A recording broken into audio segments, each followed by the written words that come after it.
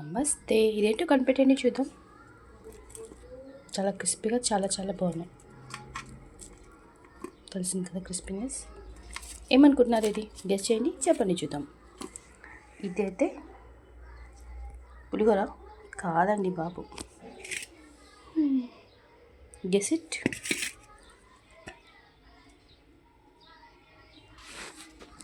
ఇదేంటి? ఇదొకటి గెస్ చేయాలి, ఇదొకటి గెస్ చేయాలి, ఇది గెస్ చేయాలి. దీనికి మీకు ఒక చిన్న ఇది మొత్తం లీవ్స్తో తయారు చేసింది. ఎందుకు కనిపెట్టండి చూద్దాం.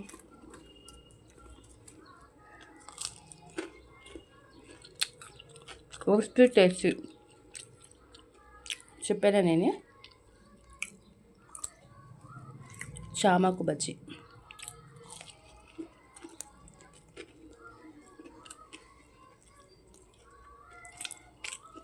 మరి ఇవి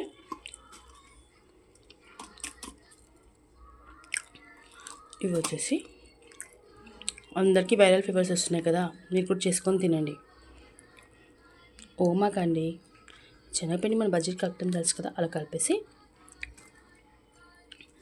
బచ్చలి ఆకుకు మాత్రం ఆకు మీద మొత్తం మనం శనగపిండి రుద్దేసి రోల్ చేసి ఇలా చేసుకొని కట్ చేసి అమ్మేస్తారు బయట షాప్లో.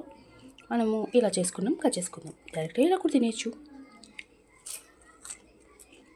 టేస్టీ ఉంది. ఇది లీఫ్ ఓమాకు. అయితే ఒక మెథడ్ ఏంటంటే, దీనికి పిండి కొంచెం వాటర్ ఎక్కువ కలపకూడదు, మీడియం కలుపుకొని చేసుకోవాలి. దీని తర్వాత మనం బజ్జీలు వేసుకునే పిండిలో కొంచెం లూజ్గా చేసుకోవాలి.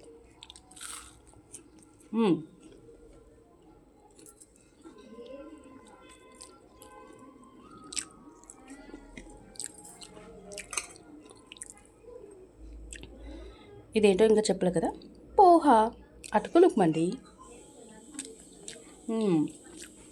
సూపర్ ఉన్నాయి అన్ని కాంబినేషన్ చూడే.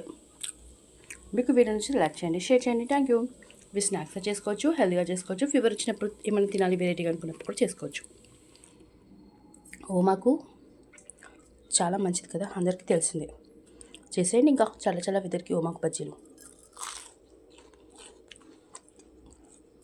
గుడ్ ఐడియా ఇచ్చారు కదా. వీడియో నచ్చిందా?